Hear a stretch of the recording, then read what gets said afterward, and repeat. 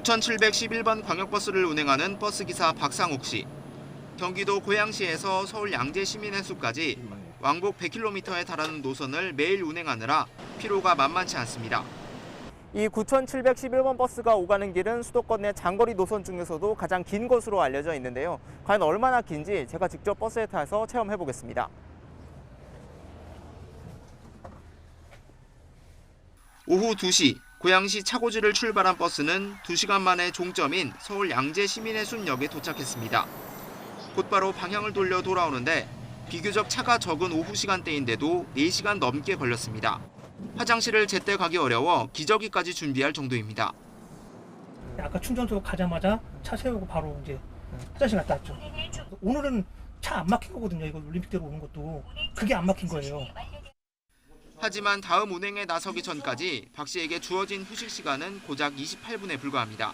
이렇게 앉아서 쉴 수 있는 것도 밥을 좀 빨리 먹고 조금밖에 안 먹었으니까 이렇게 하는 거죠. 밥도 많이 못 먹는 이유는 또 가서 또 화장실 가야 되니까. 결국 박 씨는 지난 9월 8시간 일할 때마다 휴게 시간 1시간을 주도록 한 근로기준법을 회사가 위반했다며 지방고용노동청에 신고했습니다.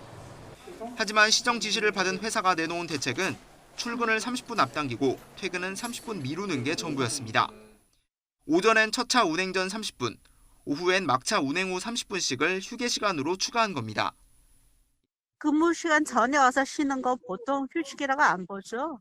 근로기준법에 휴식 시간은 근로 시간 중에 줘야 된다고 되어 있거든요. 그걸 어길 가능성이 높은 거죠. 회사 측은 지난달부터 노선을 단축해 교통체증 등 일부 사례 외에는 8시간을 넘지 않는다고 해명했습니다. 휴게 시간 때문에 운행 횟수가 줄면 서울시에서 받는 재정지원금이 줄어들 수 있다는 속사정도 털어놨습니다. 어떤 사람은 8시간 넘을 수도 있고 또 어떤 사람은 8시간 안 되는 사람도 있고